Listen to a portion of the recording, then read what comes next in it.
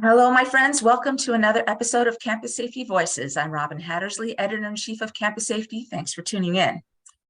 Today, we're going to discuss the importance of outdoor public address systems and ensuring that your emergency messages reach everyone on campus, even those students, faculty, and staff members who are outside on the football field, baseball diamond, picnic areas, playgrounds, and other outdoor areas. But before we do that, I just want to remind all of you that this presentation is brought to you by CampusSafetyMagazine.com. We have lots of free resources that will help you make your school, institution of higher education, healthcare facility, or any other type of campus for that matter, safer and more secure. Be sure to visit CampusSafetyMagazine.com for our latest news, articles, webcasts, white papers, videos, and podcasts. You can also register there for our free newsletters. Also, if you haven't already, be sure to subscribe to our YouTube channel, like us on Facebook, and follow us on LinkedIn and Twitter. You can also listen to our podcasts on Spotify and Apple Podcasts. All of these links are listed in the session's description below, so be sure to check them out. So now I'm pleased to introduce today's guest, Garrett Humphrey, who is Director of Campus Safety for the UMS-Wright Preparatory School located in Mobile, Alabama. Hi, Garrett. Hey, good morning. And Garrett and his team recently held an unannounced lockdown drill, only to discover that the school's emergency notifications weren't reaching everyone on campus, specifically the students, teachers, and other employees who were outdoors on the sporting fields and playgrounds. Garrett understood this was a significant issue. It's critical for a school's emergency notifications to reach everyone on campus so they can take appropriate action to protect themselves and the others in their care. Garrett realized his school needed to upgrade its public address system, and he was able to do that in a smart, cost-effective way. This is just one of the reasons why he was named a finalist in this year's Campus Safety Director of the Year Awards program. So here's my interview with Garrett. Garrett, welcome to the show. Thank you, Robin. I'm pleased to be here. I'm humbled to be here, and I'm a huge fan of Campus Safety Magazine. Well, we're a fan of yours as well, so Mutual Admiration Society. Now, I know that your school recently experienced some challenges with your PA system during a lockdown drill. Can you please explain what those specific challenges were? Yes, ma'am. I'm happy to, and I hope it benefits some of your listeners out there. So we have an evaluation team like most other campus safety professionals that consists of 5 to 10 members that assist us when we're conducting these drills to make sure that we meet the expectations and achieve the goals of that particular drill. In addition to that, I'm a very strong proponent of surveys and getting feedback from our faculty, kind of encouraging that open line of communication so that we can address needs that are identified. We also, in this particular drill, we incorporate emergency PA announcements into our lockdown drills, and we plan to use that in a real live situation as well. The idea behind that is that we want to be able to monitor and track an individual, whether it be an intruder, a trespasser, whatever it may be, on our camera systems, and provide real-time updates on the location of that individual over our emergency all-call PA announcement. Just kind of as another way to layer our communication efforts to send out that emergency notification. So in collecting the feedbacks from our teachers and from those surveys, it was pretty unanimous that we had an issue with our outdoor PA systems. There were some internal things, but it wasn't really recognized quite as much as we heard from those surveys that it was coming from outside, that there were several areas that weren't getting effective coverage. They weren't able to receive those announcements, or that it was because of the distance, they weren't getting it clearly to understand what it was. So we identified, that it wasn't heard in all areas. In particular, we have 2 lower school playgrounds. So you've got multiple teachers there caring for kids as young as 3 years old. And we also wanted to make our teachers a little less reliant on their cell phones, because if I'm dealing with an athletic coach who has junior high and senior kids, they may be able to receive that notification. But if I'm dealing with a teacher that's responsible for 3-year-olds and she's got 13 of them, it's possible that she may be distracted and not receive that push notification that we send out in addition when we're conducting these drills.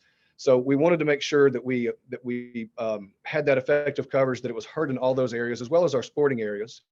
The second issue was that we needed something to differentiate this emergency announcement versus just a typical announcement. So you get typical announcements throughout the day, right? Johnny needs to come to the office. There's an announcements right after the bell rings and school starts. We needed something that we wanted to get people's attention and let them know that the information following this announcement was going to be regarding an emergency, whether a real or a scenario like we're conducting a drill. Well, and you bring up some really good points. I've heard from other schools, universities, hospitals that reaching people outside is really a challenge when it comes to emergencies, and they do also struggle with differentiating between like just a routine announcement and an emergency where like you really want to get their attention. So you bring up some really good points and common challenges that are experienced by a lot of different schools, universities, and hospitals. So how did you address the issue, and what did you install, and how did you determine what you needed? What was the process? It was kind of a little bit lengthy process, but in order to get better and more efficient, I think you have to be thorough. So we started by conducting an inventory of our existing PA speakers, as well as our horns.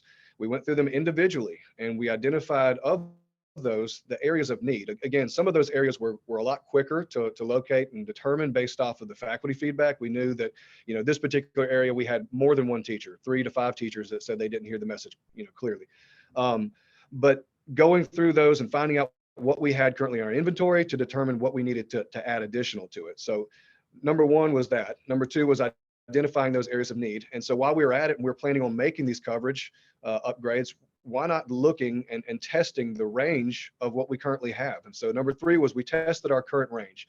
We determined how far out these announcements were able to cover ground and get to some of those fields. And of course, as we were made known that it wasn't getting there quite effectively. So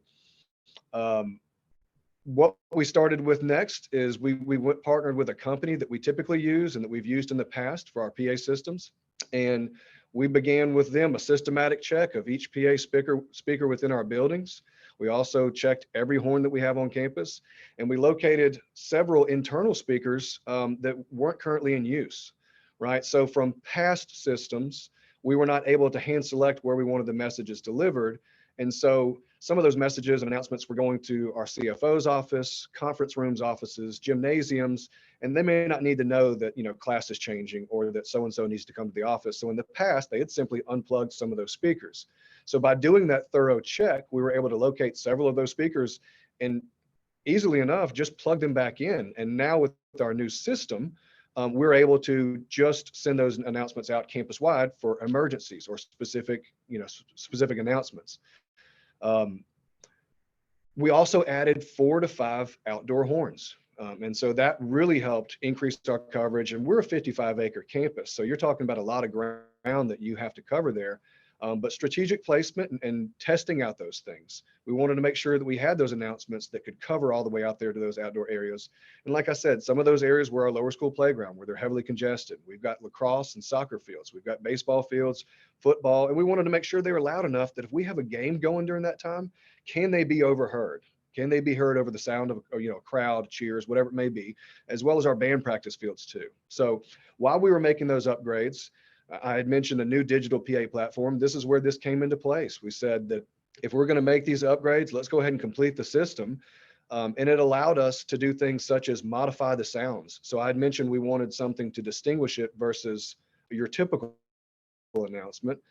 This new digital PA platform gave us that ability. As well as messages that we could send through it as well. And one of the biggest things for me that was a big change and a helpful thing is that we could operate our PA now from a laptop or a cell phone.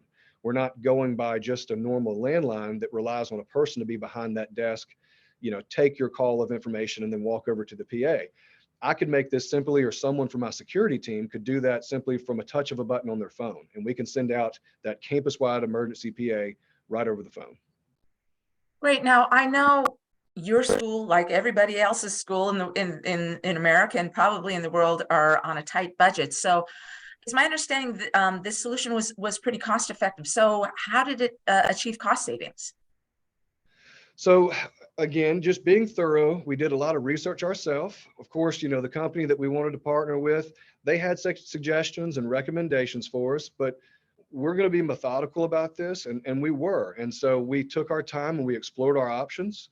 We were able to handpick products that achieved our goals of what we were aiming for while still being affordable. So we were able to hand select these things that we knew were going to work with our systems. And then once purchased, then we contacted those teams to have some of those things added on to our school. Another thing that we did is we were creative, right? I mean, when you're trying to to save and trim some cost, you got to be a little creative with it. And we used our creativity with the angles of the horns. And so by just simply tilting them, angling them to a certain degree, we could achieve greater coverage instead of having to be redundant and have another horn, to the side of it or on the back side of it. So instead of 8 to 10 horns, we were able to achieve that with 4 to 5. So we were able to effectively get those sounds and those announcements out there to those areas while not necessarily purchasing as many as what was recommended to us or suggested to us. Lastly, the digital PA platform that we purchased, it was integrated, or it integrated seamlessly with our existing network. So there wasn't any additional internal needs, any software, any hardware that we needed to plug into it, right? We already had the lines run.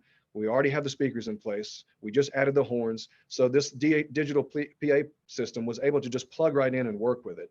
I mentioned not having to have the lines run. Well, that's a huge cost saver in labor terms right there, because you're looking at probably over 100 hours if we have to run new lines all throughout our school for new speakers and new horns and these kind of things. So definitely save money by being methodical about it, doing our research, finding what would work with us, using what we have, but then amplifying that.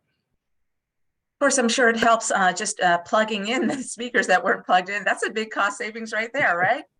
Absolutely. Yes, ma'am. Now, what advice would you give to other school safety and security professionals about public address systems and notifying students, faculty, and staff who are outdoors during an emergency?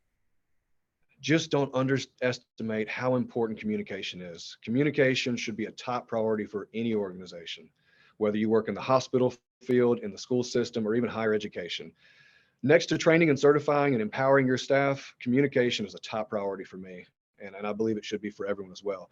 And this is probably things that your listeners are already aware of, but communication is essential both before, during an incident, and especially after.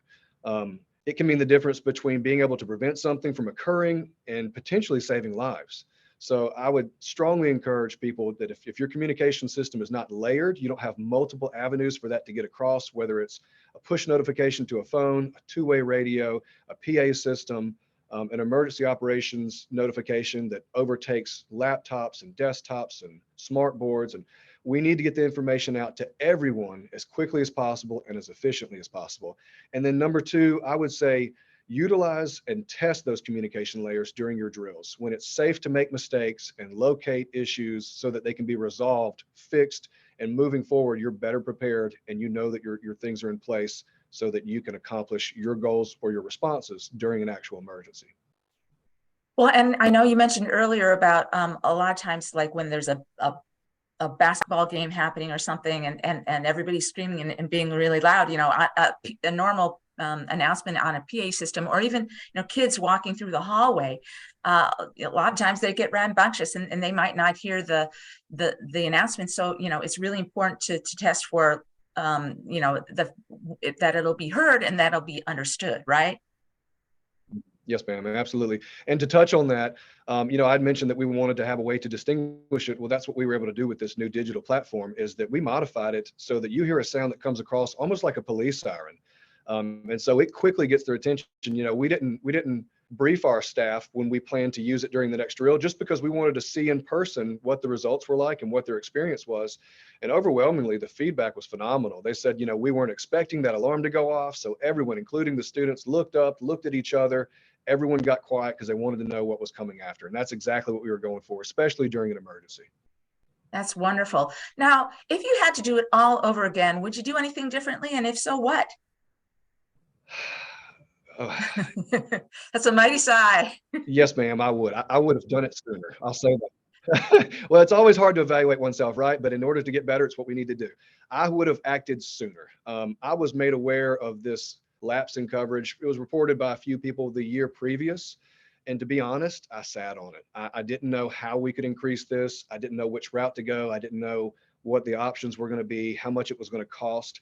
And so one of the things I would recommend to your listeners is meet with your director or your department of technology. That's ultimately what got the ball rolling. I said, I've sat on this long enough. I've got to do something about it.